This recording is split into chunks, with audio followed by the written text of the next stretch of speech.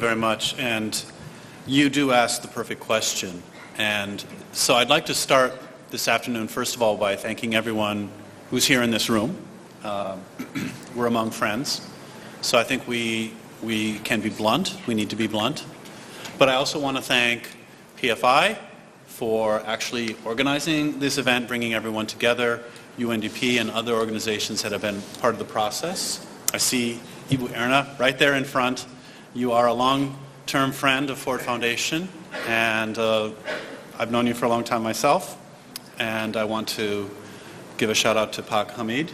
PIRAK is quite a good organization here in Indonesia that studies philanthropy and provides good advice. And so, and Tautsa, I met you in your office a couple of years ago in Beijing, so I mean, we really are among friends. And because of that, I want to make 3 points today. And I will name them now so you can jot them down quickly, and then we can talk more later. And I guess, getting to your question, the first point really is that philanthropy is not very well understood by the general public, even by ourselves. And that is an issue that comes up again and again, and perhaps there is no one answer what philanthropy is, but we need to continue asking the question. Second, philanthropy really doesn't do a very good job of coordinating, of working with others, and so I think that's something that we need to be honest about and address that. And then the third point is that actually the SDGs offer us a very clear and good path forward. And what's nice about the SDGs is because it is an organizing principle, but we don't have to work with each other in order to focus on those goals. So it offers kind of like a reality check for all of us. So as we think about philanthropy, why do we do what we do? A lot of people ask us that, and there's always in sort of the secondary question about, what are you guys getting out of this? You know, clearly you don't do this just because you feel good about it. There has to be some reason behind it. And that is why these types of fora, and I think the understanding that we need to come together with these associations. You have the Association of the Philippines, we have China, the Center for Foundations, and here, of course, we have Philanthropy Indonesia.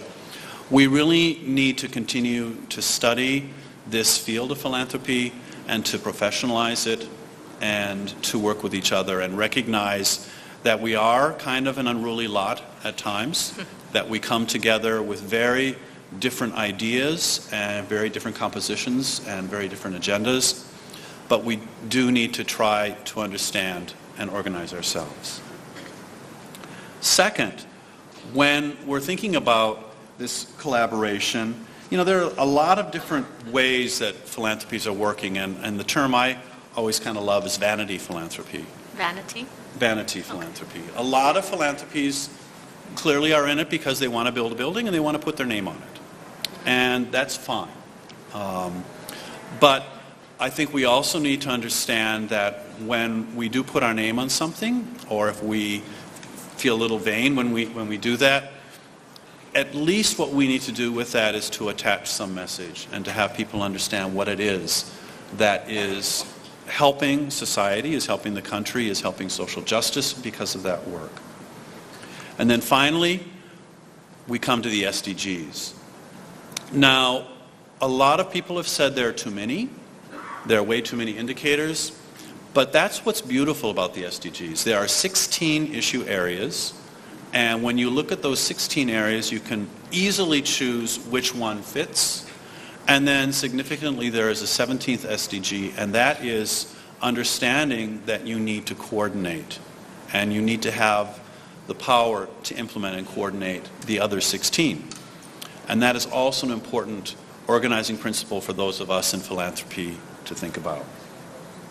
So even if you don't want to coordinate with each other, the SDGs give you an easy way to do it.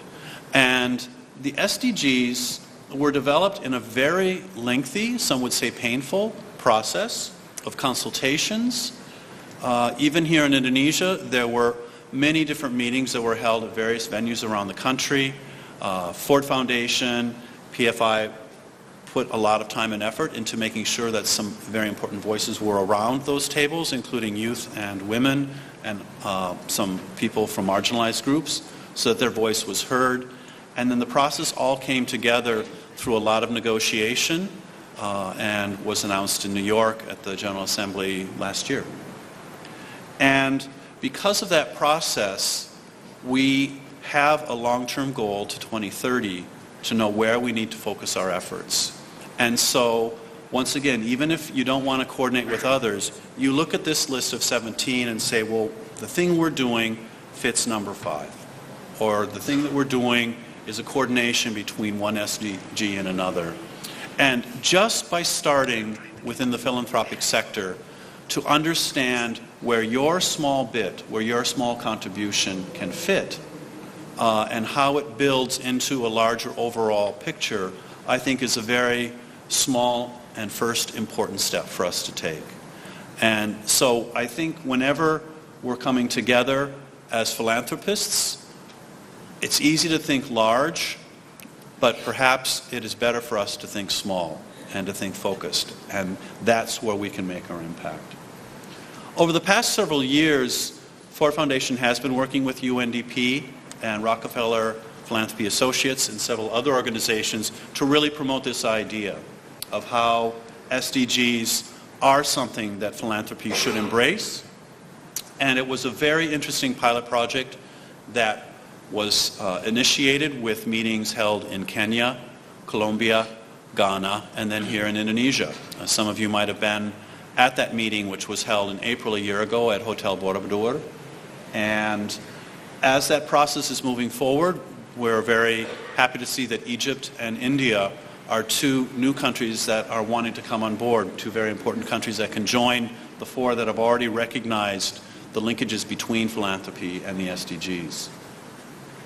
So all of you who did raise your hand and said you're giving grants, please think hard about SDGs, and rather than saying they're too broad, choose the 1 or 2 that are important to you, and know that as you monitor your work as it's coordinated, Bappenas is the coordinating ministry here in Indonesia that is tracking all of this, and Smeru, which is a very good think tank, is helping Bappenas to develop the indicators for that process.